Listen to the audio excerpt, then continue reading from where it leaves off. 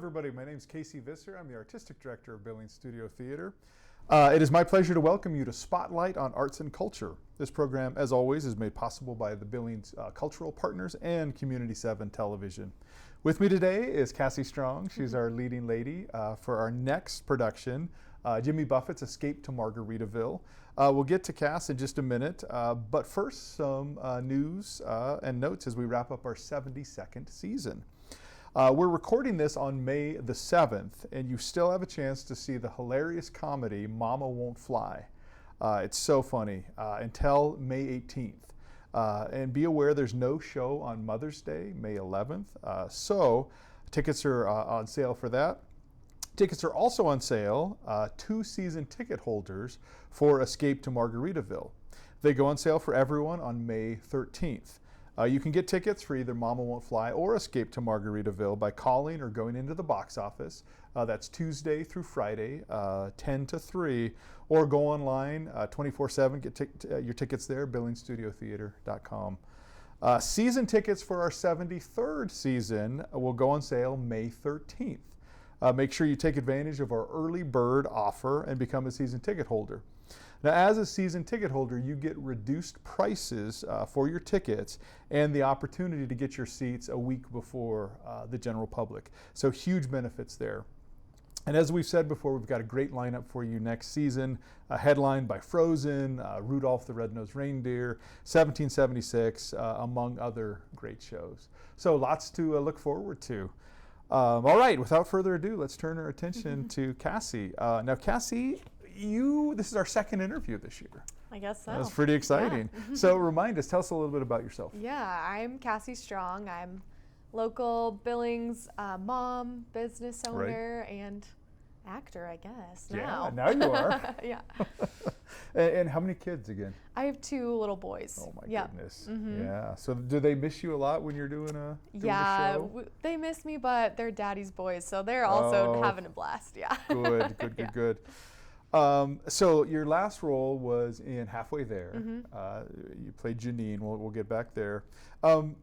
So what do you like about theater? You did theater as a little girl, right? You're back. Yeah. What do you like about it? Man, there's a couple of things. I really like that it's kind of a way to be creative, right, and spend time doing something that's not for money for me. It's not for kids. There's some accountability, right? Absolutely. Other hobbies that I have, I could decide just to stop, but there are people that count on me in this instance.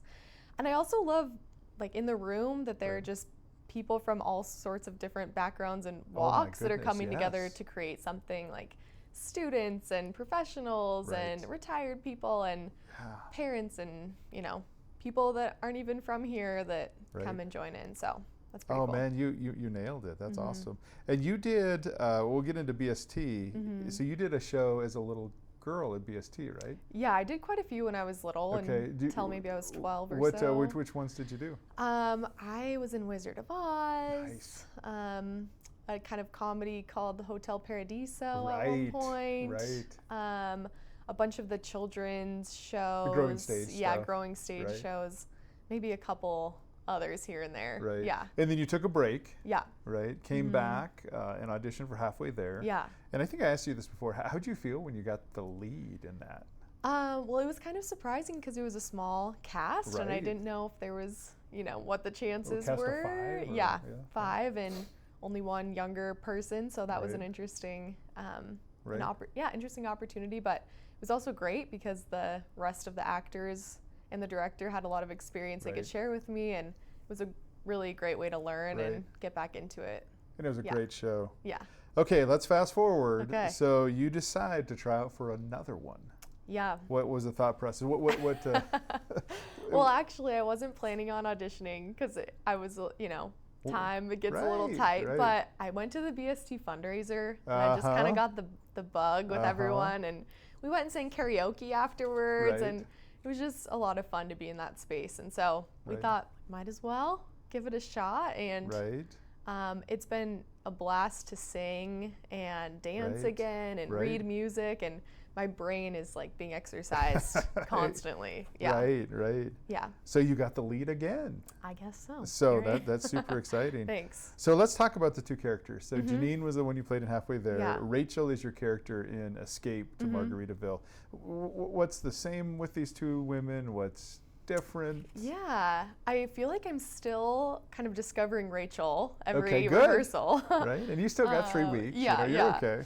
But I mean, they're both like headstrong women who have strong opinions and believe in things, which I think is great. They, are different in the fact that Rachel is really career driven and has big ambitions, and she knows where she wants to go and how she's going to get there. I think Janine was a little bit more comfortable in the life she was living. She had actually gone away for a big career and came back to her hometown and was working at the cafe for 8 years, and so she was settling more, not in a bad way, just maybe settling into where she was in life. Right. So when you're creating these women, what's your process with creating a character? I always, I love asking people this. Man, I'm still learning just so much from all the people I'm doing shows with. Good. But it starts by, I guess I start by just reading through everything a couple different times and trying to figure out, what's happening outside of the script in this person's life, and maybe I can start to imagine filling in some of those gaps. Paying close attention to how they engage with the other characters. And then, the first couple times that I'm reading the lines, it usually ends up being totally different than how I actually perform it. Which is great. Yeah, realize that they're experiencing it different than maybe I initially thought. Right, So, that's great. Yeah. And it's funny, people say, oh, it's just community theater.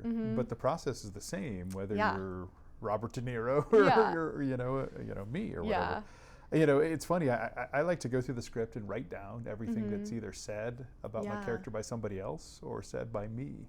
And kind of get a list of all those. I love that idea. It's a really fun, I love character development. Well, and I've noticed, both shows had different amounts of information it gives you about the character. So some are more particular, and others you have a lot of room to play. And I love what you said about imagination. I think just fill in those gaps. Yeah. It's fun. Because some actors try to use their own life, but I think that's limiting, right? Because if you've never been probably to the Caribbean. Never been a scientist. I'm not sure. Speaking of which, we got to get to what's a spoiler-free synopsis of Margaritaville? Sure. Well, of course, all the Jimmy Buffett songs that you love and can sing along to, and we hope you do sometimes. There's two gals who are best friends, Rachel and Tammy.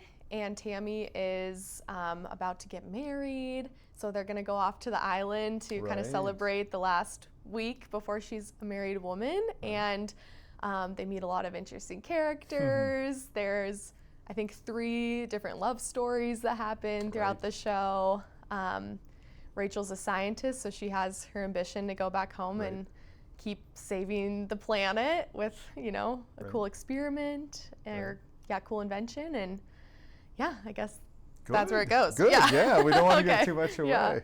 The leading man is Austin Martin, kind of an upcoming, country music singer. So we're really lucky that I decided to audition. Tell us a little bit about his character, Tully. Yeah, Tully. He's not Jimmy Buffett, but but he sings a lot of the songs. A lot of them, Man, Tully is someone who's on the island because he just loves to play music, and this is where someone finally gave him the shot to play music.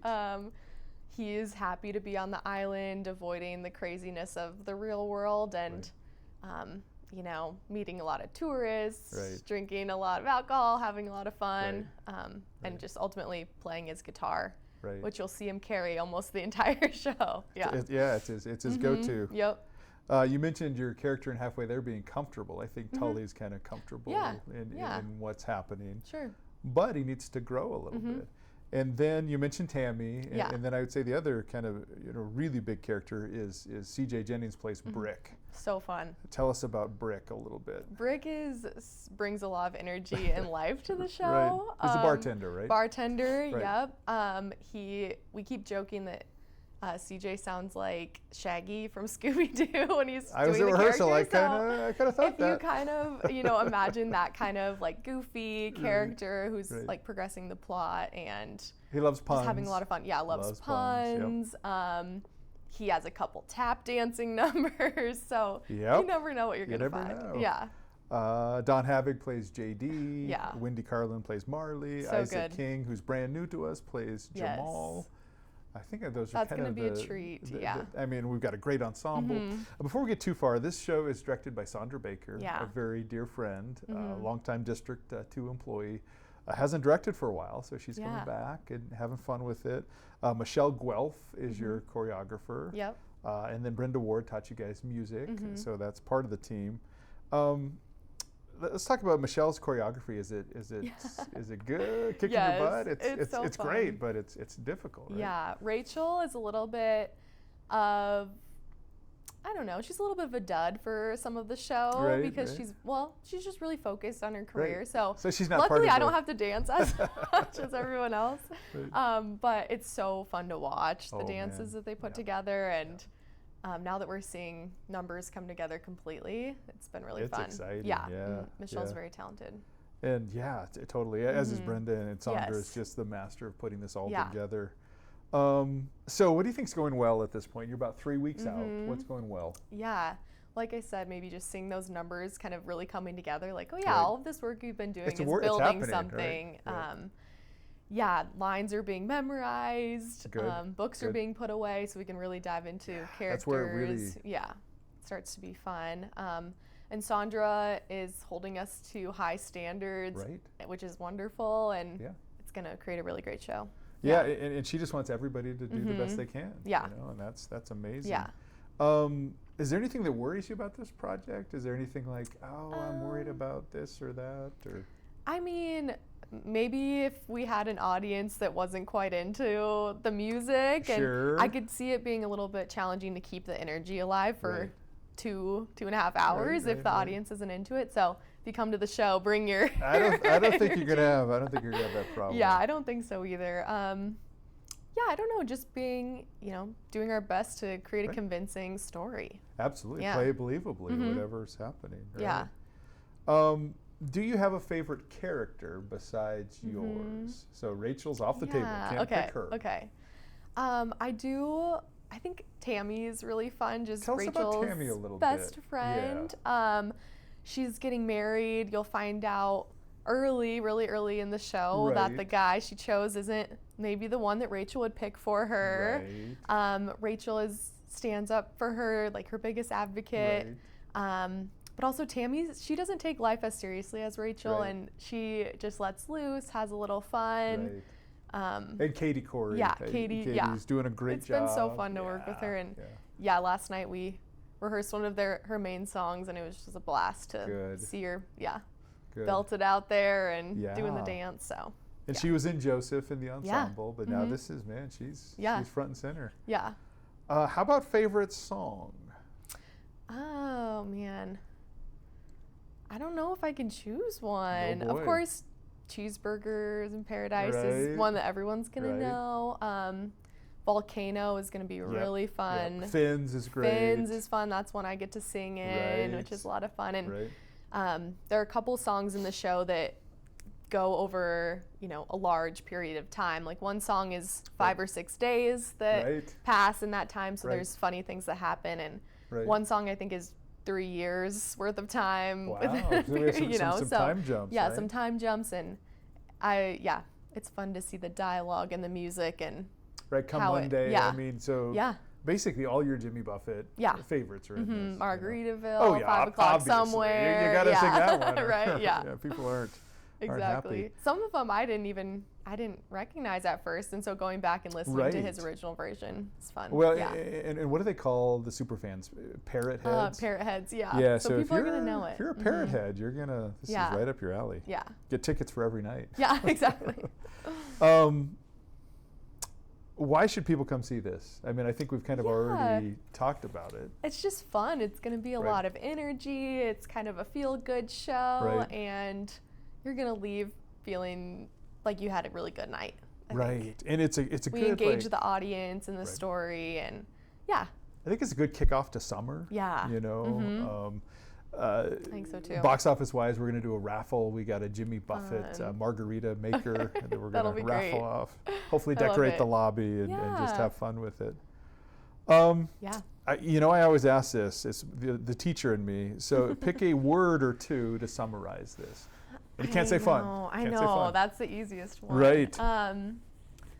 Maybe I'd just say energetic. Good. Every song, there's really only one or two songs that slow us down in pace. And the rest is just full of energy and funny things. You know, we have one song where we're singing maybe something a little bit more serious, and there's people doing limbo in the back. And, you know, you never know what you're going to see. Yeah. You never know. So that's really But there are exciting. some kind of some bigger meanings and issues in the show. Yeah, we see a couple characters really develop and kind of change their lives. Yep, exactly. So opening night's over. Kind of imagine this, right? We do our little afterglow. As people are leaving the theater, what do you want them to feel or think if you could wave a magic wand? Yeah, I think they're going to leave just with a smile and laughing, talking about their favorite parts of the show that made them laugh.